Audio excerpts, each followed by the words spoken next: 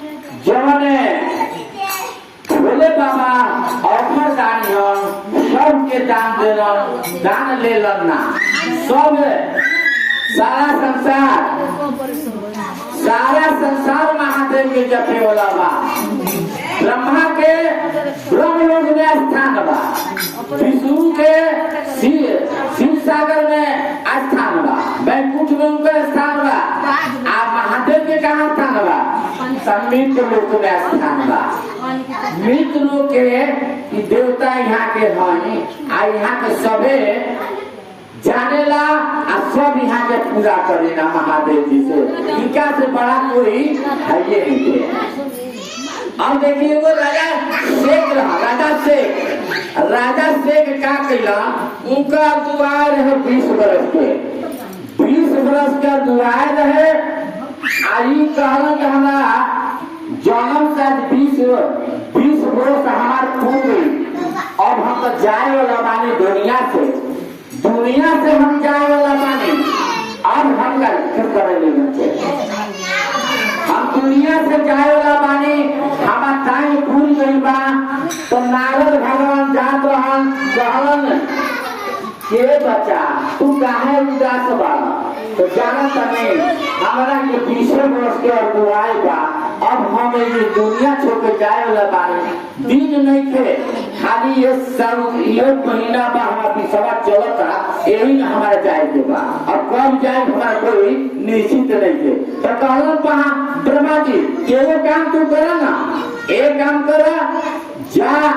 महादेव जी के ज्योतिर्लिंग पकड़ के आकर प्रार्थना कर दया मांग उनका से कह कि हे बाबा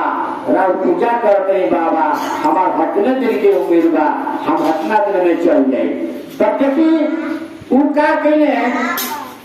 शंकर जी के नारद जी के बतावल चीज शंकर जी के ज्योतिर्लिंग पर आई लगना पूजा पाठ करे ओम नमः शिवाय नमः शिवाय नमः शिवाय नमः शिवाय लगना करे माँ जपे लगना आ जपत उनका कहला कि जब एक दिन भीतर तो वही से जमराज कहला अपन पार्षद के कहला कि जा आ तू प्राण हर के लाओ का टाइम पूज गेल बा एक बेरा तारा जाके ले आए का टाइम पूज गेल बा जमराज वहां से चललन जम लोग से तो पार्षद लोग आइलन आ पार्षद लोग तो घूमे लगन चारों ओर कहां बावन भाई तो देखलन कि शंकर जी के पूजा करता शंकर जी के पूजा जब करता आई लोग गलिए बाजा मां प्राण हर नहीं प्राण हर ना बोला जा एही बीच में कार्तिक भगवान को जमा करे के हवा तो हमारे में ही टाइम कुल ले जाए जमराज के ऑर्डर बा कहल के ना खेल ले जाएगा ना हमने के ले जाएंगे यही भोजले बना ले जाए खाते ना तो नहीं खेले जाएंगे तो ना मन बजा तो ना गादा उठा के कार्तिक भगवान लगना पूजला का पीछे पूजला के गर्दन तोड़ देला पूजला के ठगना तोड़ देला पूजला के बांह तोड़ देला ये तरीका से भगते भगवान जा गैना जा जमपुर में कर जबराज करन का होले पहले जा ये सरकार ओ जी कहनी हां तू पूजा पाठ करत रहा आ हमनी के गने के प्राण हर लिया देही नीत में शंकर भगवान के बेटा रहन कर कार्तिक जी ओजे बैठल बा आ दादा से मार के दे के गर्दन हमार टूट देबा एक जना बांह देखा त हमार बांह टूट गेल बा एक जना गोड़ देखा त लगा के टांग देखा तो चारों जना के हाल भेल बा तो यही से कहन कि तए और दूसर माने पार्षद लोग जा और दूसरा मतलब ना दादा ना हमनी के ना जाएंगे काहे हो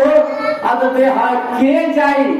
कोई मूल तुड़वावे खातिर टांग तुड़वावा था गोड़ तुड़वावे कर ना हमनी के ना जाएंगे वही बीच में वो जो मृत्यु देवी बैठा रही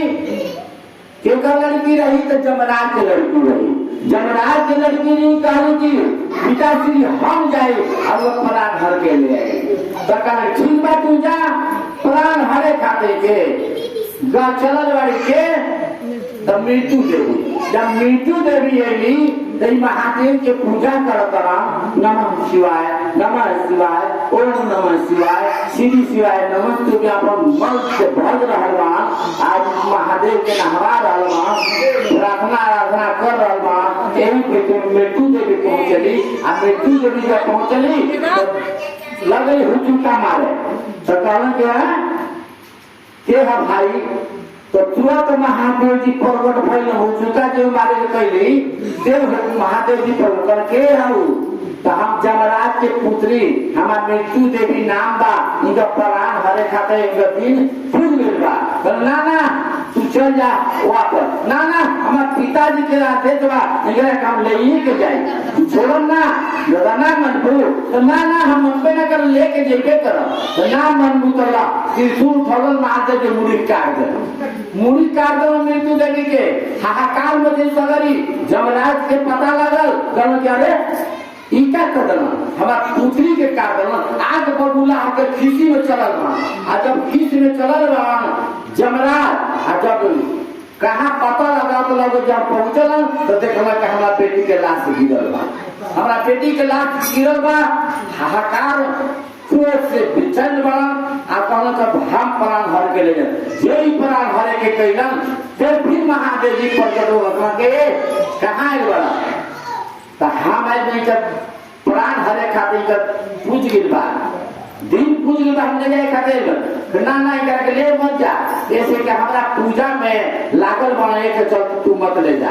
ना हम ले जाए मनबे ना कर, ना मनबा देखा तारा का के ले बनी ओसे तोहरो दाता हो गए, ना ना हम ले जाए, ना मानो ना मनबा तो ना हम ना मानो उठावन त्रिशूल निकलो मुड़ी काट दो। देखा जमराज के लाश पड़ल बा, उनका बेटी के लाश पड़ल बा, आज समूचा हलचल मच के तीनों लोग ने कि महादेव जी बाड़ा से मृत्यु देवी के आ जमराज के काट के ले बड़ा। अब सूरज भगवान के बड़ा, सूरज भगवान के पुत्र वहां के जमराज जो तुमको पुत्र रहा आई रही नातिनी,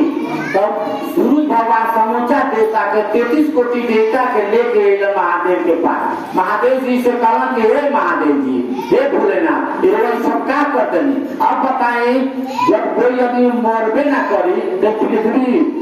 खाली रही तुमको खाली ना भीड़ हो गई, एकरा के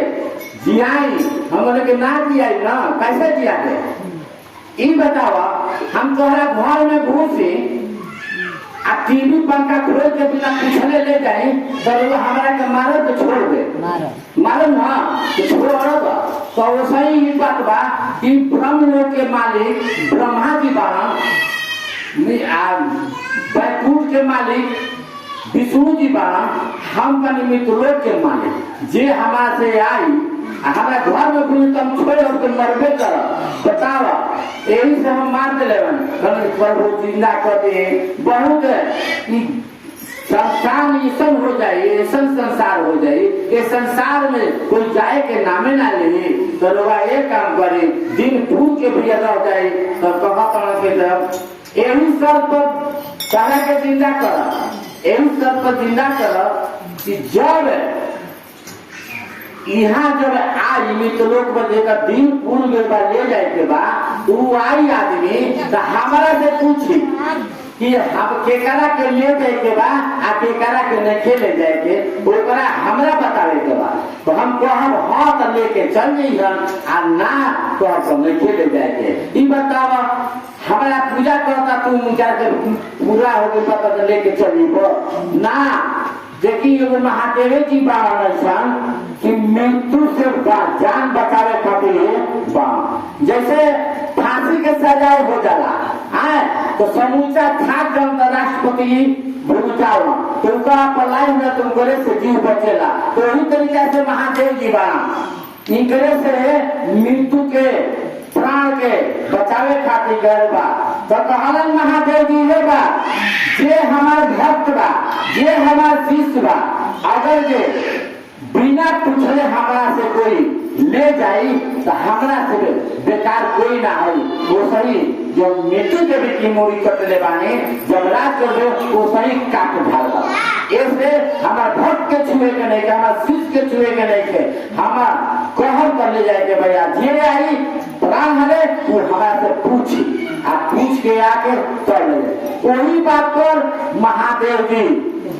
जियोले बनी मृत्यु देवी के और जगराज के कहना कैसा गलती ना हुई सरकार, हम जब लोग कहल तबे हम प्राण हरे आए तो हम ना आए। प्रार्थना बात कह देना तू जगराज है अपन गैलन आई कर जन 20 बरस के रहे आई कर देखिए और द्वार महादेव जी बढ़ा देलन 100 बरस के कर देलन। जब 20 वर्ष का द्वार है महादेव जी जो पूजा के लोग द्वार बढ़त जाला बढ़ जाए। ऐसे कि हमारा भक्ति करता हमारा भजन करता हमारा दिन में लगन में लागल बा एक चलते महादेव जी और दुआई पढ़ावेला आज ना करेला कर दुआई जल्दी घटेला। बोल श्री गुरु महादेव की जय।